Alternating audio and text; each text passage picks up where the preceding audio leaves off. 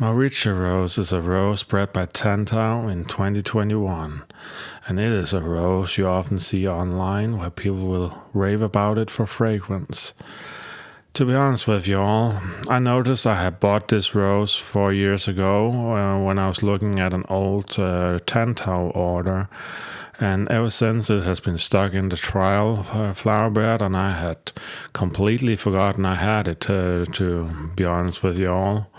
It hasn't really stood that much out to me during that time, so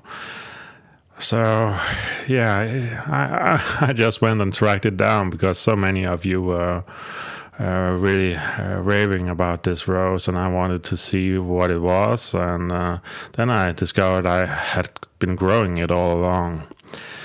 But the question you're all dying for is, of course, the fragrance. Well, Mauritia has a decent fragrance. She has an 8 out of 10 when the blooms just open. She is very damask strawberry scented in my opinion. Some might also say peach instead of strawberry. But she's an 8 out of 10 when she just opens her bloom. But she quickly fades to a 7.5 out of 10 as the blooms are fully opened. So needless to say, she is not really my strongest fragrant rose in the garden. And to really check this, I went around the garden and checked other roses. I checked Pacific Blue, I checked Camellia, I checked a lot of different roses, so I was sure about fragrance rating. And Camellia was for sure more fragrant than Mauritia, and the Pacific Blue was for sure more reliable in the 8 out of 10 fragrance. So that kind of leaves Mauritia in a tough spot for me, because you can also see this rose has not always been the most healthy for me, and I have not noticed it in 4 years. So I'm kind of divided on this rose because I didn't notice I had it for 4 years, and the fragrance is only at maximum an 8 to a 7.5 fully open. It's a pleasant fragrance, a very sweet, pleasant fragrance, don't get me wrong. And I've seen this rose do very well in warm countries.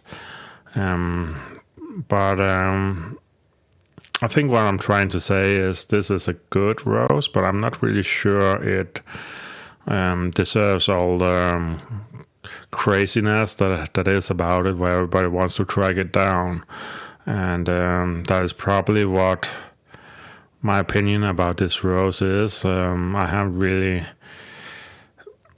thought that much about it, owning it for 4 years, and I think that kind of says everything about it, to be honest with you all, because it hasn't really stood out that much to me. So don't worry if you can't get Mauritia. It is a good enough rose, but in my opinion it is not life or death about tracking this one down. It is a decent rose. Just don't think it is the end of the world or the second coming of Christ, because it will not be. Right now I'm actually more impressed by Camellia rose than I am by Mauritia rose.